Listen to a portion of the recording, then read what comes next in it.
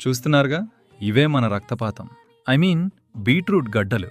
వీటిని చూస్తుంటే ఏదో విలన్ని నరికేస్తున్న ఫీలింగ్ వస్తుంది కదా. ముందుగా వీటిని ఇలా ముక్కలు ముక్కలుగా ఖండించాలి. జాగ్రత్త, పొరపాటున మీ వేలు కట్టయితే ఏది మీ రక్తమో ఏది బీట్రూట్ రక్తమో కనిపెట్టడం కష్టం. ఇప్పుడు ఈ ముక్కలన్నిటిని తీసుకెళ్లి మిక్సీ జార్ అనే జైల్లో వేయాలి. అందులో కొంచెం నీళ్లు పోసి మూత పెట్టి ఒక్కసారి స్విచ్ ఆన్ చేస్తే అబ్బబ్బబ్బా, ఆ సౌండ్కి పక్కింటి పిన్నిగారు కూడా ఏం జరుగుతోందక్కడా అని తొంగి చూడాలి. జ్యూస్ రెడీ అయ్యాక వడకట్టడం చాలా ముఖ్యం. ఎందుకంటే మనం తాగేది జ్యూస్, తినేది చట్నీ కాదు కదా. ఇప్పుడు మెయిన్ ట్విస్ట్, ఇందులో కొంచెం బెల్లం వేయాలి. షుగర్ ఉన్నవాళ్లు షుగర్ వేసుకోండి, ఏమీ లేనివాళ్లు నాలాగా నోరు మూసుకుని బెల్లంలం వేసుకోండి. ఇక అసలు సిసలైన పదార్థాలు, కొంచెం నిమ్మరసం, చిటికెడి ఇలైచి పొడిని.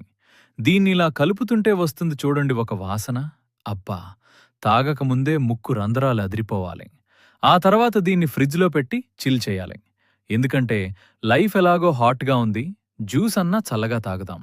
ఫైనల్గా మన రెడ్ వైన్, సారీ మన బీట్రూట్ జ్యూస్ రెడీ. దీన్ని తాగితే మొహం ఎర్రగా అయిపోతుందో లేదో తెలియదు కానీ మోషన్ మాత్రం ఖచ్చితంగా ఎర్రగా వస్తుంది. సబ్స్క్రైబ్ చేసుకోండి, లేదంటే మీ ఇంటికొచ్చి ఈ జ్యూస్ తాగించేస్తా, జాగ్రత్త.